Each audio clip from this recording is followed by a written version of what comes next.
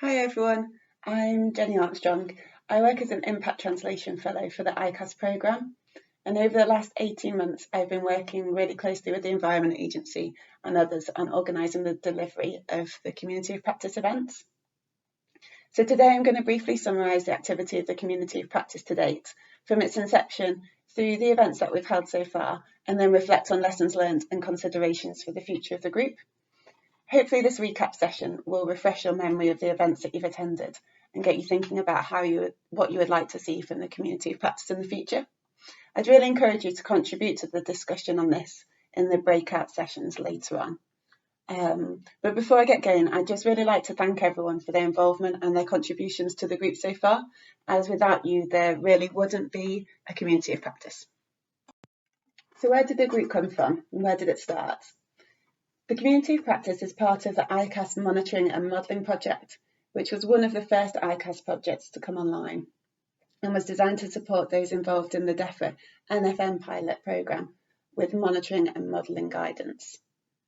As with everything we do at iCASP, one of the main aims of the group was to promote integrated catchment management.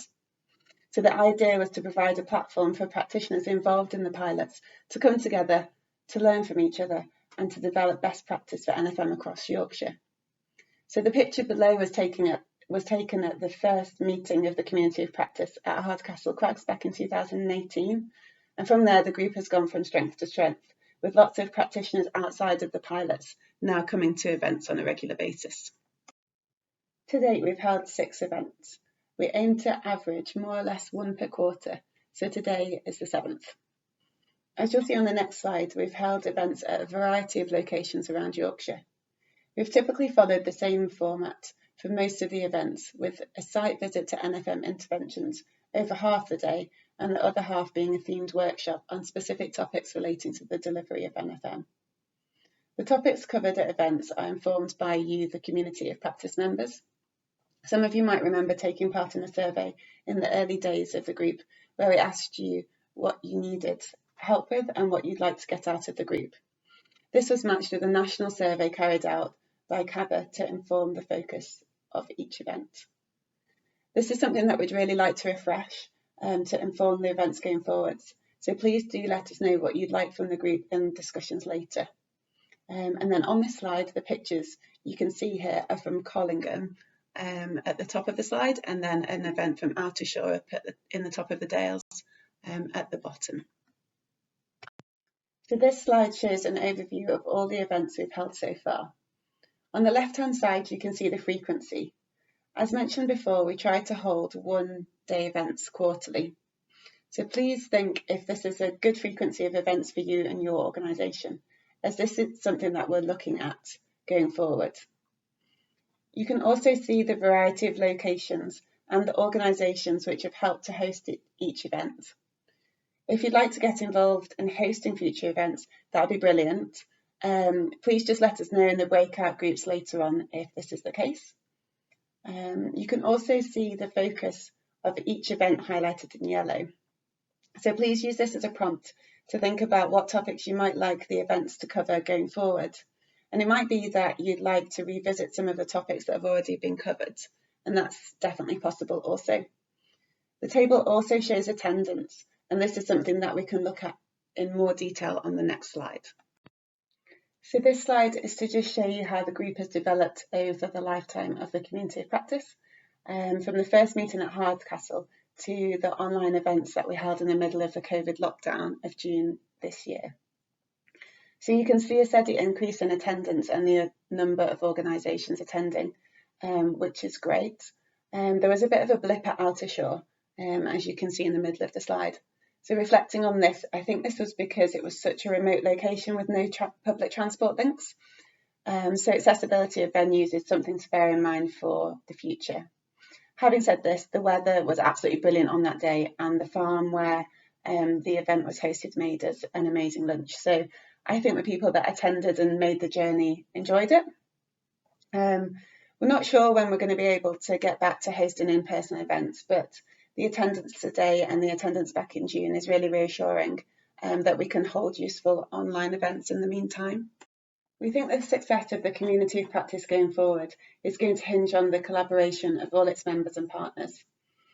We've seen lots of collaboration and contributions so far, which is brilliant, from in-kind venue contributions to the co-funding of venues and lunch, etc. As you saw in the last slide, the co-hosting of events has been especially important with regards to site visits to NFM interventions. So a big thank you here goes to the Yorkshire Dales Rivers Trust, who hosted us at Collingham and Outershore and showed us around a range of NFM interventions that have been installed there. So if you've got any ideas for locations or venues and your organisation would like to host, please do get in touch with Jonathan about this. Another thing to mention for everyone, and especially to those who've not been to many of the events, is that the resources are hosted on the iCASP website. So please do visit them. The link is just on the slide, and we'll make sure that we circulate it later. This part of our website is one of the most popular, with lots of visits and downloads, so we hope that you're all finding it useful. So before I end, I thought it would be useful to reflect on some lessons learned and considerations for the future of the group. So lessons. As I mentioned earlier, the location of an event is really important, and it helps if it's accessible to most by public transport. Also, it's important to make sure that we have a really good handle and understanding of the requests and needs of the audience, so meaning you, the members, as the audience. So as I mentioned before, it would be great if you could share your needs and what you would like from the future of the group in the discussion later. Also, it's not to be underestimated the time needed to organise these events and to set up in the morning on the day of an event. It takes a lot of time to make sure that they're really developed in collaboration, and this is now even more challenging given the COVID restrictions, with most working remotely from home.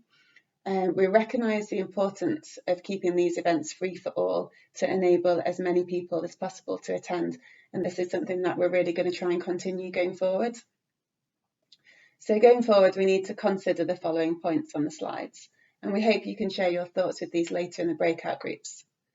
The format of the events, as mentioned, we've tended to do site visits in the morning, followed by a workshop, but there were some events such as the one at the University of Leeds and the one at Bradford Town Hall where this was not the case. So we wonder how you feel about this going forward and what you would like to see. Equally, we'd like to try to get attendance from across the region. So if there are any colleagues who you think would find attendance useful and haven't been to events so far, please do let us know and we can add them to our contact list.